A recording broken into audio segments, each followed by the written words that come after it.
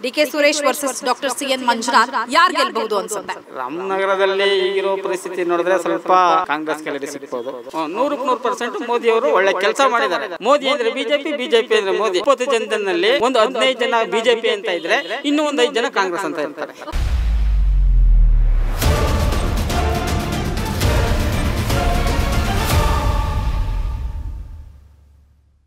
ದೇಶದಲ್ಲಿ ಲೋಕಸಭಾ ಚುನಾವಣೆಯ ಕಾವು ದಿನದಿಂದ ದಿನಕ್ಕೆ ಜೋರಾಗ್ತಾ ಇದೆ. ಅದರಲ್ಲೂ ಕರ್ನಾಟಕದ 28 ಲೋಕಸಭಾ ಕ್ಷೇತ್ರ ಏನಿದೆ ಅದರಲ್ಲಿ ಹೆಚ್ಚು ಕುತೂಹಲ ಕೆರಳಿಸಿರುವಂತಹ ಕ್ಷೇತ್ರ ಅಂದರೆ ಬೆಂಗಳೂರು ಗ್ರಾಮಾಂತರ ಲೋಕಸಭಾ ಕ್ಷೇತ್ರ. ಹೈ ವೋಲ್ಟೇಜ್ ಪೈಪೋಟಿ ಇರುತ್ತೆ ಅಂತ ಮಾತನಾಡ್ತಾ ಇದೆ. ಸೊ ಹಾಗಾದರೆ ಇಲ್ಲಿನ ಜನ ಏನು ಹೇಳ್ತಾರೆ, ಅದರಲ್ಲೂ ರಾಮನಗರದಲ್ಲಿ ಇರುವಂತಹ ಜನ ಏನು ಹೇಳ್ತಿದ್ದಾರೆ? ಯಾಕಂದರೆ ಒಂದು ಕಡೆ ಡಿ.ಕೆ ಬ್ರದರ್ಸ್, ಇನ್ನೊಂದು ಕಡೆ ಎಚ್.ಡಿ. ಕುಮಾರಸ್ವಾಮಿ ಅವರು. ಸೊ ಯಾರ ಕೈ ಮೇಲಾಗತ್ತೆ? ಸೊ ಜಿದ್ದಾಜಿದ್ದಿನ ಪೈಪೋಟಿಯಲ್ಲಿ ಯಾರು ವಿನ್ ಆಗ್ತಾರೆ ಅಂತ ಕೇಳೋಣ. ಸರ್, ಆಲ್ರೆಡಿ ಕ್ಯಾಂಡಿಡೇಟ್ ಅನೌನ್ಸ್ ಆಗಿದೆ. ಡಿ.ಕೆ ಸುರೇಶ್ ವರ್ಸಸ್ ಡಾಕ್ಟರ್ ಸಿಎನ್ ಮಂಜುನಾಥ್ ಯಾರು ಗೆಲ್ಲಬಹುದು ಅನ್ಸುತ್ತೆ? ನಮ್ಮ ಅನಿಸಿಕೆ, ನಾವು ಇಲ್ಲಿ ವ್ಯಾಪಾರಗಳನ್ನ, ನಮ್ಮ ಬೀದಿ ವ್ಯಾಪಾರಿಗಳು ನಾವು ಇಲ್ಲಿ ನಿಮ್ಮದು ಒಂಥರ ನ್ಯೂಸ್ ರೂಮ್ ಆದರೆ ನಮ್ಮದು ಒಂಥರ ಮಿನಿ ನ್ಯೂಸ್ ರೂಮ್ ಇದ್ದಂಗೆ. ಪ್ರತಿನಿತ್ಯ 100 ಜನ ಬರ್ತಾ ಇರ್ತಾರೆ. ರಾಜಕೀಯ, ಅದು ಟೀ ಅಡ್ಡಾದಲ್ಲಿ ರಾಜಕೀಯ ಚರ್ಚೆ ನಡೆಯುತ್ತೆ. ಖಂಡಿತ. ಹಂಗಾಗಿ ನಾವು ಆಗು ಹೋಗುಗಳನ್ನ ಲೆಕ್ಕಾಚಾರ ಹಾಕೊಳ್ಳೋದು ನೋಡಿದ್ರೆ ಎಲ್ಲ ಒಂದು ಕಡೆ ಮಂಜಣ್ಣವರ ಅಲೆ ಎದ್ದು ಕಾಣ್ತಿದೆ. ಓಕೆ, ಏನು ಹೇಳ್ತಾರೆ ಸರ್ ಬಂದಿರೋ ಕಸ್ಟಮರ್ಸ್ ಎಲ್ಲ ಏನು ಹೇಳ್ತಾರೆ? ಅವ್ರನ್ನ ರಾಜಕೀಯವಾಗಿ ಗುರುತಿಸಿಲ್ಲ. ಅವರು ಹಿನ್ನೆಲೆಯಾಗಿ ನೋಡ್ಬೇಕಂದ್ರೆ ಅವರು ಒಂಥರ ಅಜಾತಶತ್ರು ಮಂಜಣ್ಣವರು. ಹಂಗಾಗಿ ಅವ್ರ ಮೇಲೆ ಜನಾಭಿಪ್ರಾಯ ತುಂಬಾ ಅಭಿಲಾಷೆ ಇಟ್ಕೊಂಡಿದ್ದಾರೆ. ಓಕೆ, ಅಂದರೆ ಆರೋಗ್ಯ ಕ್ಷೇತ್ರದಲ್ಲಿ ಅವರು ಮಾಡಿರುವಂತಹ ಸಾಧನೆಗೆ ಜನ ಮೆಚ್ಚುಗೆ ಇದೆ. ತುಂಬ ಸಾಧನೆ ಮಾಡಿದ್ದಾರೆ. ಬಡವ್ರ ಬಗ್ಗರಿಗೆ ಅವರು ಒಂಥರ ದೇವರಾಗ್ಬಿಟ್ಟಿದ್ದಾರೆ ಇವಾಗ. ಆ ಅಪ್ಪನ ಋಣ ತೀರಿಸೋಕ್ಕೋಸ್ಕರ ನಮ್ಗೆ ಒಂದು ಅವಕಾಶ ಸಿಕ್ಕಿದೆ. ಅವಕಾಶ ನಾವು ಮಾಡಿಕೊಡ್ಬೇಕು. ಇನ್ನೂ ಅತಿ ಹೆಚ್ಚು ಜನಗಳ ಸೇವೆ ಮಾಡೋಕ್ಕೆ ಒಂದು ಅವಕಾಶ ಕೊಡಬೇಕು. ಇದನ್ನು ಹೆಣ್ಣು ಅನ್ಯಾಯ ಅಕ್ರಮಗಳನ್ನ ತುಳಿದು ಒಂದು ಸಮಾಜ ಸೇವೆಗೆ ಅವ್ರು ಬಂದಿದ್ದಾರೆ. ಅವ್ರಿಗೆಲ್ಲ ನಾವು ಬೆಂಬಲವಾಗಿ ನಿಲ್ಲಬೇಕು ಅನ್ನೋದು ಜನಾಭಿಪ್ರಾಯ ಖಂಡಿತ ಇದೆ. ಓಕೆ, ಇನ್ನು ಕೆಲವರು ಹೇಳ್ತಾರೆ ಡಾಕ್ಟರ್ ಸಿಎನ್ ಮಂಜುನಾಥ್ ಅವರು ರಾಜಕೀಯಕ್ಕೆ ಬರಬಾರ್ದಿತ್ತು ಅಂತ. ಆ ರೀತಿ ಏನಾದರೂ ಚರ್ಚೆ ಆಗುತ್ತಾ? ಇದು ರಾಜಕೀಯವಾಗಿ ಇವ್ರು ಬರಬೇಕು, ಅವ್ರು ಬರಬೇಕು, ಇವ್ರು ಬರಬಾರ್ದು, ಅವ್ರು ಬರಬಾರ್ದು ಅಂತ ಏನಿಲ್ವಲ್ಲ. ಇವಾಗ ಸುಮಾರು ಶತಮಾನಗಳಿಂದ ಅವ್ರು ರಾಜಕೀಯವಾಗಿ ಬೆಳ್ಕೊ ಬಂದಿರ್ಬೋದು. ಅವರು ಹುಡ್ತಾಗ್ಲಿಂದ ರಾಜಕೀಯ ಕಲ್ತ್ಕೊಂಡು ಬಂದಿವಲ್ಲ.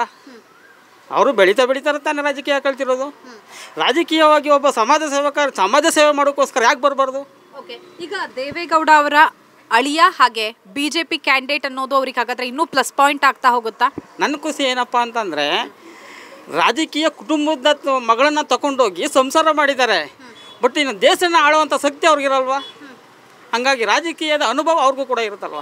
ಓಕೆ, ಇನ್ನೊಂದು ಕಡೆ ಡಿ.ಕೆ ಸುರೇಶ್ ಕೂಡ ಪ್ರಬಲವಾಗಿರುವಂತಹ ಸ್ಪರ್ಧಿ. ಯಾಕಂದರೆ ಬೈ ಎಲೆಕ್ಷನಲ್ಲಿ ಗೆಲ್ತಾರೆ, ಆಮೇಲೆ ಸತತವಾಗಿ 2 ಬಾರಿ ಮತ್ತೆ ಗೆಲ್ತಾರೆ 2019ರಲ್ಲೂ ಕೂಡ. ಸೊ ಈಗ ಹಾಲಿ ಸಂಸದರು ಕೆಲಸಗಳನ್ನ ಮಾಡಿದಾರಾ ಹೇಗೆ? ಕೆಲಸ ಇದ್ರು ಬಂದಿರೋದ್ರಿಂದ ಏನು ಶೂನ್ಯ ಸಾಧನೆ ಅನ್ಕೋತೀನಿ ಮೇಡಮರೇ. ಯಾಕಂದ್ರೆ ನಾವು ನೋಡ್ತಾ ಇದ್ದೀವಿ, ರೋಡ್ಗಳು ಸರಿ ಇಲ್ಲ, ಕುಡಿಯೋ ನೀರಿನ ಸಮಸ್ಯೆ ಇದೆ. ಮತ್ತು ಯಾವುದೇ ಆಫೀಸ್ಗಳಿಗೆ ಹೋದ್ರೂ ಕೆಲಸಗಳು ಸರಿಯಾಗಿ ನಡೀತಾ ಇಲ್ಲ. ಜನ ಇಲ್ಲಿ ಬಂದು ದಿನ ಬೆಳಗಾದ್ರೆ ಮಾತಾಡ್ತಾರೆ, ಲಂಚ ಕೇಳ್ತಾರೆ, ಅದು ಕೇಳ್ತಾರೆ, ಇದು ಕೇಳ್ತಾರೆ ಅಂತ. ಬಟ್ ಏನೋ 4 ಬಿಟ್ಟಿ ಭಾಗ್ಯ ಕೊಟ್ಟಿರ್ಬೋದು. ಕೇಂದ್ರದಿಂದ ಕೊಟ್ಟಿದ್ದಾರೆ ಅಂತ ಜನಗಳಿಗೆ ಅರಿವಾಗಿದೆ. ಈಗ MP ಅಂದರೆ ಕೇಂದ್ರದಿಂದ ಏನು ರಾಜ್ಯಕ್ಕೆ ಅಥವಾ ಆ ಕ್ಷೇತ್ರಕ್ಕೆ ಬರಬೇಕು, ಆ ಅನುದಾನಗಳನ್ನು ತೆಗೆದುಕೊಂಡು ಬರಬೇಕಾಗತ್ತೆ. ಸೊ ಡಿ.ಕೆ ಸುರೇಶ್ ಅವರು ತಂದಿದ್ದಾರಾ ಅನುದಾನಗಳು? ಇವರೇ ಓಪನ್ ಆಗಿ ಹೇಳ್ಕೊತಾ ಇದ್ದಾರಲ್ಲ. ಸೆಂಟ್ರಲಿಂದ ನಮ್ಮ ರಾಜ್ಯಕ್ಕೆ ಏನು ಕೊಟ್ಟಿಲ್ಲ ಅಂತ ಕೇಳ್ಕೊತಿದ್ದಾರೆ. ಏನು ಕೊಟ್ಟೇ ಇಲ್ಲ ನಮ್ಮ ರಾಜ್ಯಕ್ಕೆ ಅನ್ಯಾಯ ಮಾಡಿದಾರಂತೆ. ಇವಾಗ ಮೊನ್ನೆ ಸ್ಮೃತಿ ಇರಾನಿ ಯಾರು ನಮ್ಮ ಹಣಕಾಸು ಸಚಿವರು ಓಪನ್ ಚಾಲೆಂಜ್ ಕೊಟ್ಟರು. ಬನ್ನಿ ಸಿದ್ದರಾಮಯ್ಯ ಅವ್ರಿಗೆ, ಬನ್ನಿ ಕೂತ್ಕೊಳ್ಳಿ, ನಿಮ್ಮ ಕರ್ನಾಟಕಕ್ಕೆ ನಮ್ಮ ಸೆಂಟ್ರಲಿಂದ ಏನು ಅನುದಾನ ಕೊಟ್ಟಿದ್ದೀವಿ ಅಂತ ಅದನ್ನು ತೆಗೆಸಿ ನೋಡಿ ಅಂತ ಕೇಳಿದಾರಲ್ವ. ಹೋಗಿ ಚರ್ಚೆ ಮಾಡ್ಬೋದಲ್ವ. ಮಿಕ್ಕಿರುವಂಥ ಅಮೌಂಟ್ನ ತರ್ಬೋದಲ್ವ. ಜನಗಳಿಗೆ ಒಂದು ಅನುದಾನನ ಏನು ಸವಲತ್ತುಗಳನ್ನ ಕೊಡ್ಬೋದಲ್ವ. ಓಕೆ, ಈಗ 2014 ಮತ್ತು 2019 ಲೋಕಸಭಾ ಚುನಾವಣೆಯಲ್ಲಿ ಎಲ್ಲರೂ ಹೇಳ್ತಾ ಇದ್ರು ಮೋದಿ ಅಲೆ ಇದೆ ಕರ್ನಾಟಕದಲ್ಲಿ ಅಂತ. ಈಗಲೂ ಕೂಡ ಸಾಕಷ್ಟು ಜನ ನಿಮ್ಮ ಟೀ ಶಾಪ್ಗೆ ಬರ್ತಿರ್ತಾರೆ. ಸೊ ಮೋದಿ ಅಲೆನೇ ಇದೆ ಅಂತ ಹೇಳ್ತಾರಾ ಹೇಗೆ, ಅಥವಾ ಕ್ಯಾಂಡಿಡೇಟ್ ನೋಡಿ ಓಟ್ ಹಾಕ್ತೀವಿ ಅಂತಾರ? ವ್ಯಕ್ತಿ ಮೇಲೆ ವಿಚಾರದ ಡಿಪೆಂಡ್ ಆಗುತ್ತೆ. ಆಮೇಲೆ ಇನ್ನೊಂದು ಏನಂದರೆ, ರಾಷ್ಟ್ರ ರಾಜಕಾರಣ ಬೇರೆ, ರಾಜ್ಯ ರಾಜಕಾರಣನೇ ಬೇರೆ. ಬಟ್ ರಾಜ್ಯ ರಾಜಕಾರಣ ಬಂದಾಗ ಕೆಲವು ವ್ಯಕ್ತಿಗಳಿಗೆ ಮಾನ್ಯತೆ ಕೊಟ್ಟರು. ರಾಷ್ಟ್ರ ರಾಜಕಾರಣ ಬಂದಾಗ ನಮ್ಮ ದೇಶನೇ ನೋಡಬೇಕಾಗತ್ತೆ, ಗಡಿ ಭಾಗದ ವಿಚಾರಗಳನ್ನ ನೋಡಬೇಕಾಗತ್ತೆ. ರಾಷ್ಟ್ರ ರಾಜಕಾರಣ ಅಂತ ಬಂದರೆ ಬಿಜೆಪಿ ಮತ್ತು ಮೋದಿ ಸರ್ಕಾರ ಬೇಕು ಅಂತಾನ? ಬೆಸ್ಟ್ರು. 100% ಮೋದಿಯವರು ಒಳ್ಳೆ ಕೆಲಸ ಮಾಡಿದ್ದಾರೆ. ಯಾಕಂದರೆ ನಾವು ಸಣ್ಣದಾಗಿ ತಿಳ್ಕೊಂಡಿರುವಂಥದ್ದು ಆದರೆ ಮೇಡಮರೇ, ಒಂದು ಕಾಲದಲ್ಲಿ ನಮ್ಮ ಸೈನಿಕರನ್ನ ಗಡಿ ಭಾಗದಲ್ಲಿ ಕಾಶ್ಮೀರ ಆಗಿರ್ಬೋದು, ಈ ಕಡೆ ಚೀನಾ ಗಡಿ ಆಗಿರ್ಬೋದು, ಬಾಂಗ್ಲಾ ಗಡಿ ಆಗಿರ್ಬೋದು, ಪಾಕಿಸ್ತಾನ ಗಡಿ ಆಗಿರ್ಬೋದು, ಸೈನಿಕರನ್ನ ಎಲ್ಲ ಒಂದು ಕಡೆ ಕೈನ ಕಟ್ಬಿಟ್ಟು ಕಲ್ ತಕೊಂಡು ಹೊಡ್ಕೊ ಹೋಗ್ತಿದ್ರು. ಬಟ್ ಆ ಪರಿಸ್ಥಿತಿ ಈಗಿಲ್ಲ. ಬಟ್ ಇವ್ರ ಸರ್ಕಾರ ಇದ್ದಾಗ ಆ ಥರ ಯಾಕೆ ನಡೀತಾ ಇತ್ತು? ಅಂದರೆ ದೇಶದ ಭದ್ರತೆಯ ವಿಚಾರಕ್ಕೆ ಬಂದರೆ ಮೋದಿ ಅವರು ಬೆಸ್ಟು, BJP ಬೆಸ್ಟ್ ಅಂತಾನ? ಅಂದರೆ ಮೋದಿ ಅಂದರೆ BJP, BJP ಅಂದರೆ ಮೋದಿ. ಆ ದೇಶ ಕಾಯುವಂಥ ವ್ಯಕ್ತಿ ಮೋದಿ ಆಗಿದ್ದಾರೆ, ಅವ್ರಿಗೆ ನಾವು ಸಪೋರ್ಟ್ ಮಾಡೋದ್ರಲ್ಲಿ ನಾವು ಏನು ಸಂಶಯನೇ ಇಲ್ಲ. ಓಕೆ, ಈಗೇನು ಲೋಕಸಭಾ ಚುನಾವಣೆಯನ್ನು ಎದುರಿಸೋದಕ್ಕಾಗಿ BJP ಹಾಗೆ JDS ಮೈತ್ರಿ ಮಾಡ್ಕೊಂಡಿದೆ. ಇದ್ರ ಬಗ್ಗೆ ಏನು ಹೇಳ್ತೀರಾ? ಮೈತ್ರಿ ಒಳ್ಳೇದಾ ಕೆಟ್ಟದ್ದಾ, ಹೇಗೆ? ಮೈತ್ರಿ ಅಂದರೆ ಎಲ್ಲೋ ಒಂದು ಕಡೆ ಮೇಡಮರೇ ನಾವು ಇಲ್ಲಿ ತಿಳ್ಕೊಂಡಿರುವಂಗೆ ಮೈತ್ರಿ ಕುಮಾರಣ್ಣ ಅವರು ಪ್ರಾದೇಶಿಕ ಪಕ್ಷ ಎಲ್ಲ ಒಂದು ಕಡೆ ಕುಂಠಿತ ಆಗ್ತಾಯಿತ್ತು. ಹಾಗಾಗಿ ಅವ್ರು ಅವ್ರ ಪರ್ಸನಲ್ ವಿಚಾರವಾಗಿ ಏನೋ ಕೂತ್ಕೊಂಡು ಪಕ್ಷ ಮುಳುಗ್ತೈತಲ್ಲ ಅನ್ನೋ ವಿಚಾರವಾಗಿ ಮೈತ್ರಿಗೆ ಇವರು ಹೋಗಿರ್ಬೋದು. ಓಕೆ, ಅಲ್ಲ ಈಗ ಮೈತ್ರಿ ಬಗ್ಗೆ ಕೂಡ ಜನ ಬಂದಾಗ ಡಿಸ್ಕಷನ್ ಮಾಡ್ತಾರ. ಕೆಲವರು ಹೇಳ್ತಾರೆ ಕುಮಾರಸ್ವಾಮಿಗೆ ಬೇಕಾಗಿರಲಿಲ್ಲ, ಯಾಕಂದ್ರೆ ಕೇವಲ 3 ಕ್ಷೇತ್ರ ಅವರಿಗೆ ಸಿಕ್ಕಿರೋದ್ರಿಂದ ಸ್ವತಂತ್ರವಾಗಿ ಅವರು ಸ್ಪರ್ಧೆ ಮಾಡ್ಬೋದಿತ್ತು ಅಂತ. ಈ ರೀತಿ ಕೂಡ ಚರ್ಚೆ ಆಗುತ್ತಾ ಇಲ್ಲಿ? ಕುಮಾರಣ್ಣನಿಗೆ ಎಷ್ಟು ಕ್ಷೇತ್ರ ಕೊಟ್ಟವ್ರೆ ಅಂತ ಜನ ಚರ್ಚೆ ಮಾಡ್ತಾ ಇಲ್ಲ. ಬಟ್ ಕುಮಾರಣ್ಣವರು ಎಲ್ಲೋ ಒಂದು ಕಡೆ ನಿಂತ್ಕೊಳ್ಳಿ ಅನ್ನೋ ಒಂದು ಜನಾಭಿಪ್ರಾಯ ಇದೆ. ಅಲ್ಲ, ಮಂಡ್ಯ ಲೋಕಸಭಾ ಕ್ಷೇತ್ರದಿಂದ ನಿಂತ್ಕೊಳ್ಳಿ ಅನ್ನೋ ಒಂದು ಅಭಿಮಾನ ಇದೆ. ಯಾಕಂದರೆ ಕುಮಾರಣ್ಣವರು ಎಳ್ಳಷ್ಟನ್ನು ಏನು ಇದು ಮಾಡಿಲ್ಲ. ರೈತರ ಬಗ್ಗೆ ಆ ಅಪ್ಪನಿಗೆ ಇರುವಂಥ ಕಾಳಜಿ ತುಂಬಾ ಇದೆ. ಹಾಗಾಗಿ ಕುಮಾರಣ್ಣವರು ಮಂಡ್ಯದಲ್ಲೇ ನಿಂತ್ಕೊಳ್ಳಿ, ರಾಮನಗರದಲ್ಲಿ ನಿಂತ್ಕೊಳ್ಳಿ, ಎಲ್ಲೋ ಒಂದು ಕಡೆ ನಿಂತ್ಕೊಂಡು ಅವರು ಯಪ್ಪ ಗೆಲ್ಲಿ ಅನ್ನೋ ಒಂದು ಮನದಾಸೆ ಜನಗಳಲ್ಲಿ ಎದ್ದು ತೋರ್ತಾ ಇದೆ. ಈಗ 28 ಲೋಕಸಭಾ ಕ್ಷೇತ್ರಗಳೇನಿದೆ ರಾಜ್ಯದಲ್ಲಿ, ನಿಮ್ಮ ಪ್ರಕಾರ ಮೈತ್ರಿ ಅಭ್ಯರ್ಥಿಗಳು ಅಂದರೆ BJPಯಿಂದ 25, ಈಗ JDSಗೆ 3, ಎಷ್ಟು ಯಾರ್ಯಾರು ವಿನ್ ಆಗ್ಬೋದು? ಕಾಂಗ್ರೆಸ್ಗೆ ಎಷ್ಟು ಸೀಟ್ ಬರ್ಬೋದು? ನಮ್ಮ ಅನಿಸಿಕೆ ಮೇಡಮರೇ, ಇಲ್ಲಿ ಜನಗಳ ಅಭಿಪ್ರಾಯಗಳನ್ನ ತಗೊಂಡ್ರೆ ನಾವು ಕಾಂಗ್ರೆಸ್ಸು ಅಲ್ಲ BJP ಬಂದು ಕಮ್ಮಿ ಅಂದರೆ ಒಂದು 20 ಸೀಟ್ ಕಂಡು ಹೊಡ್ಕೊಂಡು 25ರಲ್ಲಿ 20 ಸೀಟ್ ಬರುತ್ತೆ ಅಂತ. JDS ಬಂದು ಒಂದು 2 ಹೊಡಿಬೋದು. 3ರಲ್ಲಿ 2 ಬರುತ್ತೆ ಅಂತ. ಹಾಗಾದರೆ ಉಳಿದ ಸೀಟ್ ಕಾಂಗ್ರೆಸ್ಗೆ ಬರುತ್ತಾ? ಬರ್ಬೋದು. ಯಾಕಂದರೆ ಕಳೆದ 2019ರ ಲೋಕಸಭಾ ಚುನಾವಣೆಯಲ್ಲಿ ಕಾಂಗ್ರೆಸ್ಗೆ ಬಂದಿದ್ದು ಒಂದೇ ಸೀಟು, ಅದು ಕೂಡ ಬೆಂಗಳೂರು ಗ್ರಾಮಾಂತರ. ಸೊ ಈ ಬಾರಿ ಹಾಗಾದರೆ ಕಾಂಗ್ರೆಸ್ನ ಸೀಟ್ ಹೆಚ್ಚಾಗತ್ತಾ?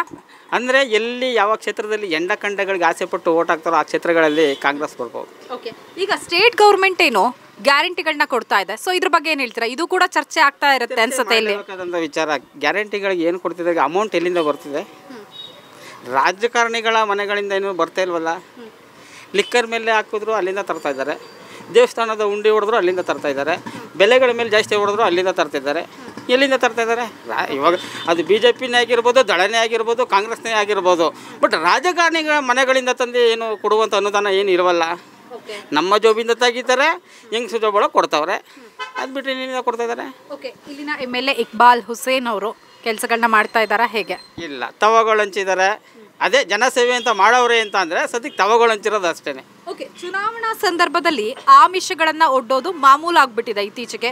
ಕುಕ್ಕರ್ ಹಂಚೋದು, ಸೀರೆ ಹಂಚೋದು, ಹಣ ಹಂಚೋದು ಎಷ್ಟರ ಮಟ್ಟಿಗೆ ತಪ್ಪು? ಅದು ತುಂಬಾ ತಪ್ಪಲ್ಲರ. ಅದು ಸಮಾಜಕ್ಕೆ ಒಂಥರ ಅದು ಮಾರಕವಾದಂಥ ಒಂದು ಕಾಯಿಲೆ. ಆ ಥರ ಹಂಚಿ ಇಲ್ಲಿರೋದ ಸಲ್ಲಾಪಗಳನ್ನ ಆವೇಶ ಮಾಡಿ ಓಟ್ ಕಿತ್ಕೊಳ್ಳುವಂಥದ್ದು ಏನಿದೆ, ಕೆಲಸ ಮಾಡಲಿ ಜನಗಳಿಗೆ, ಅದರಿಂದ ಅವ್ರ ಮನಸ್ಸನ್ನ ಗೆಲ್ಲಿ, ಆವಾಗ ಜನನಾಯಕನಾಗಿ ಬೆಳೀಲಿ.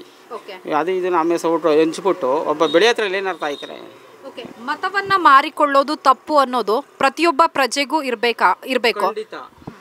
100ಕ್ಕೆ 200% ನಾವು ಮಾಡ್ತಾ ಇದ್ದೀವಿ ಮತದಾನನ ಅನ್ನೋದನ್ನು ಅವರಲ್ಲಿ ಅರಿವು ಮೂಡಿಸ್ಬೇಕು. ಇದು ಯಾವುದಾದ್ರು ಒಂದು ಆಯೋಗ ರಚನೆ ಮಾಡಿ ಜನಗಳಿಗೆ ಮೊದಲು ಮನೆಗೂ ತಲುಪಿಸ್ಬೇಕು. ಅದನ್ನು ಮಾರೋದನ್ನು ತಡೆಗಟ್ಟಬೇಕು. ಓಕೆ, ಈಗ ಪ್ರತಿಯೊಬ್ಬರು ಕೂಡ ಯಾರಿಗೆಲ್ಲ ವೋಟಿಂಗ್ ಪವರ್ ಇರುತ್ತೆ, ಸೊ ಅವರು ಮತದಾನ ಮಾಡೋದು ಇಂಪಾರ್ಟೆಂಟ್ ಆಗುತ್ತೆ.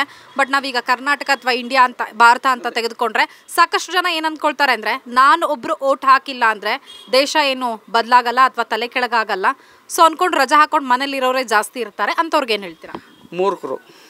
ಮೂರ್ಖರು ಅವರು. ಗೊತ್ತಿಲ್ಲ, ದೇಶದ ಬಗ್ಗೆ ಅರಿವಿಲ್ಲ. ಏನು ನಾನು ಓಟ್ ಹಾಕ್ಲಿಲ್ಲ ಅಂದರೆ ದೇಶ ಮುಳುಗೋಯ್ತದಲ್ಲ, ಎಲ್ಲೋ ಒಂದು ಕಡೆ ಮುಳುಗ್ತಾ ಇರ್ತದೆ. ಹೌದು, ಯಾಕಂದ್ರೆ ಒಂದು ಓಟ್ ಕೂಡ ತುಂಬಾನೇ ಇಂಪಾರ್ಟೆಂಟ್ ಆಗತ್ತೆ. ಯಾವುದೋ ಸಮರ್ಥ ಅಭ್ಯರ್ಥಿ ಸೋಲ್ಬೋದು, ಯಾವುದೋ ಅಸಮರ್ಥ ಅಭ್ಯರ್ಥಿ ಗೆಲ್ಬಹುದು.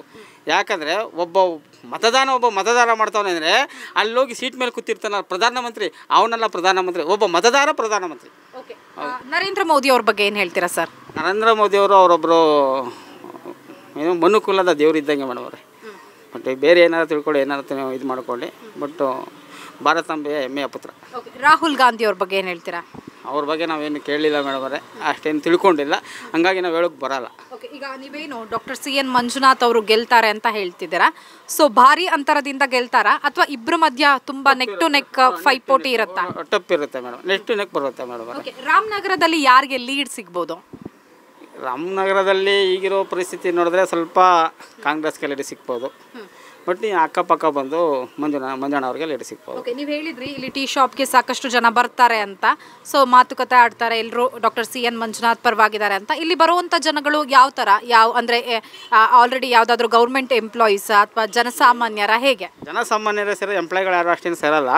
ಇಲ್ಲಿ ಒಂದು 15ರಿಂದ 20 ಜನ ಕೂತ್ಕೊಂಡ್ರೆ ಈ ಎಲೆಕ್ಷನ್ ವಿಚಾರ ಬಂದಾಗ ಮಾತಾಡಿದಾಗ ನಮಗೆ ತಿಳಿದಿರೋ ಮಟ್ಟಿಗೆ ಒಂದು 20 ಜನದಲ್ಲಿ ಒಂದು 15 ಜನ BJP ಅಂತ ಇದ್ದರೆ ಇನ್ನೂ ಒಂದು 5 ಜನ ಕಾಂಗ್ರೆಸ್ ಅಂತ ಇರ್ತಾರೆ. ಓಕೆ, ಅಂದ್ರೆ ಅವರೆಲ್ಲ ಗವರ್ನಮೆಂಟ್ ಎಂಪ್ಲಾಯಿಗಳ ಅಥವಾ ಎಂಪ್ಲಾಯ್ ಅಲ್ಲ. ಆಮೇಲೆ ಜನಗಳ ಹೇಗೆ ಸರ್? ಒಬ್ಬ ರಾಜಕೀಯ ಮುಖಂಡನೂ ಅಲ್ಲ, ಒಬ್ಬ ಇವನು ಅಲ್ಲ, ಸಾಮಾನ್ಯ ಮತದಾರರು. ಓಕೆ, ಹಳ್ಳಿಗಳಿಂದ ಬರ್ತಾರಾ ಅಥವಾ ಇಲ್ಲೇ ಹಳ್ಳಿಗಳಿಂದ ಬರುವಂಥವ್ರು ಮತ್ತು ಟೌನಲ್ಲಿ ಬರುವಂಥ ವ್ಯಕ್ತಿಗಳು ಕೂಡ ಇಲ್ಲಿ ಕುಂತ್ಕೊಂಡಿರ್ತಾರೆ. ಅವ್ರು ಮಾತಾಡುವಂಥ ಮಾತುಗಳು ಸೆಂಟ್ರಲ್ ಅನ್ನೋ ವಿಚಾರ ಬಂದಾಗ BJPನೇ ಇರಲಿ ಅಂತ ಅವರು ಒಂದು ಮನವೊಲಿಸ್ತಾರೆ ಮೇಡಮ್. ಅಂದರೆ ಇಲ್ಲಿ ಏನು ರಾಜಕೀಯ ಲೆಕ್ಕಾಚಾರ ನಡೀತಾ ಇದೆ, ಸೊ ಅದರಲ್ಲಿ ಜನಸಾಮಾನ್ಯರೇ ಜಾಸ್ತಿ ಇರೋದು, ಬಟ್ ಅವರೆಲ್ಲರೂ ಮಂಜುನಾಥ್ ಸರ್ ಪರವಾಗಿದ್ದಾರೆ ಅಂತ. ಖಂಡಿತ. ಸರ್, ತಮ್ಮ ಹೆಸರು? ರಾಮು ಅಂತ. ಓಕೆ, ಎಲ್ಲಿಯವರು ಸರ್? ಹಳ್ಳಿಯವರ, ಸಿಟಿಯವರ? ಹಳ್ಳಿಯವರು. ಓಕೆ, ಯಾವ ಹಳ್ಳಿ ಸರ್? ಮೂಡಲಳ್ಳಿ ದೊಡ್ಡಿ. ಓಕೆ, ಎಷ್ಟು ಮನೆಗಳಿದೆ, ಎಷ್ಟು ಮತದಾರರಿದ್ದಾರೆ? ಒಂದು 40 ಮನೆ ಇದ್ದೀವಿ ನಾವು. ಓಕೆ, ಎಷ್ಟು ಮತದಾರರು ಇರ್ಬೋದು ಅಲ್ಲಿ? ಅದು ಇಷ್ಟು ಅಂತ ಹೇಳೋಕ್ಕಾಗಲ್ಲ. ಓಕೆ, ನಾವು ಮಾತ್ರ ಆಗ್ತಿದ್ದು ಯಾವಾಗಲೂ ದಳ. ಈಗೇನೋ BJP ಅಂತಾರೆ, BJP ಆಗ್ತದೆ. ಓಕೆ, ಈಗ ಏನು ದಳ ಮತ್ತೆ BJP ಮೈತ್ರಿ ಮಾಡ್ಕೊಂಡಿದೆ, ಇದ್ರ ಬಗ್ಗೆ ಏನು ಹೇಳ್ತೀರಾ? ನಾವು BJPಗೆ ಹಾಕುವ. ಓಕೆ, ಡಾಕ್ಟರ್ CN ಮಂಜುನಾಥ್ ಅವರು ಮೈತ್ರಿ ಆಪರೇಷನ್ ಮಾಡಿ ನಮ್ಮ ಜೀವ ಉಳಿಸಿರು. ಓಕೆ, ಯಾವಾಗ ನಿಮಗೆ ಯಾವ ಸಂದರ್ಭದಲ್ಲಿ ಆಪರೇಷನ್ ಆಗಿತ್ತು? ಸಾಯ್ಕಲ್ಗೆ ನಮ್ಮ ಜೀವ ಉಳಿಸಿರು ಅವರು. ಓಕೆ, ಜಯದೇವ ಹಾಸ್ಪಿಟ್ಲಿಗೆ ಹೋಗಿದ್ರಾ ಹೇಗೆ ಸರ್? ಜಯದೇವದಲ್ಲಿ.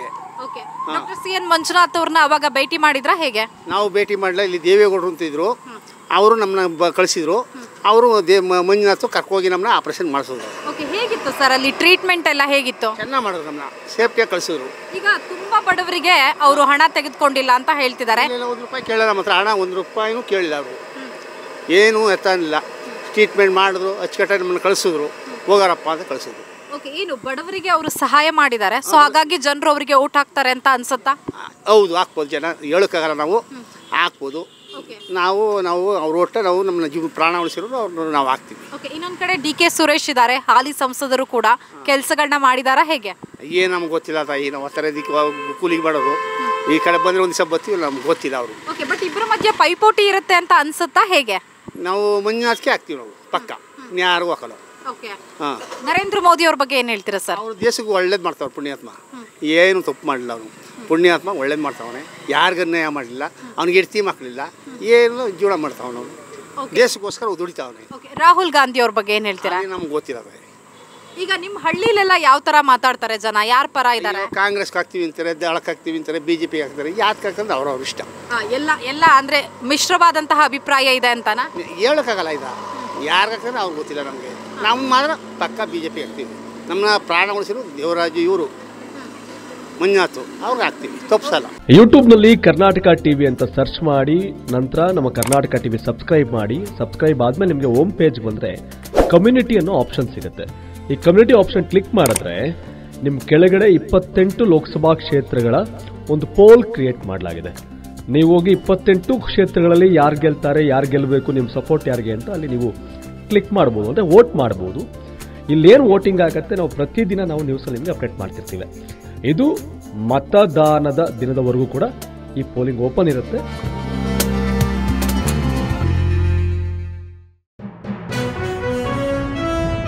ಜನ ಪ್ರತಿದಿನ ಟೈಮ್ ಸರಿಯಾಗಿ ಊಟ ಮಾಡ್ತಾರೋ ಬಿಡ್ತಾರೋ, ಆದರೆ ಪೊಲಿಟಿಕಲ್ ಟ್ರೆಂಡ್ ಏನಿದೆ ಅಂತ ಪ್ರತಿದಿನ ಪ್ರತಿ ಕ್ಷಣ ಕಾಯ್ತಿರ್ತಾರೆ. ಕರ್ನಾಟಕದ ಅಖಾಡದಲ್ಲಿ ಯಾವ ಅಭ್ಯರ್ಥಿ ಅಬ್ಬರಿಸಿದ್ರು ಮತ್ಯಾವ ಅಭ್ಯರ್ಥಿ ತತ್ತರಿಸಿದ್ರು ಅಂತ ನೋಡೋಕೆ ಕಾತರದಿಂದ ಕಾಯ್ತಿರ್ತಾರೆ. 28 ಕ್ಷೇತ್ರಗಳ ಪ್ರತಿದಿನದ ಪಬ್ಲಿಕ್ ಪಲ್ಸ್ ಏನು, ಪ್ರಚಾರದಲ್ಲಿ ಯಾರ ಮುಂದೆ ಯಾರ ಹಿಂದೆ ಎಲ್ಲ ಮಾಹಿತಿಯನ್ನ ನಾವು ಕೊಡ್ತೇವೆ. ಕರ್ನಾಟಕ ಕುರುಕ್ಷೇತ್ರ 28 ಕ್ಷೇತ್ರಗಳ ಡೈಲಿ ನ್ಯೂಸ್ ಪ್ರತಿದಿನ ರಾತ್ರಿ 8 ಗಂಟೆಗೆ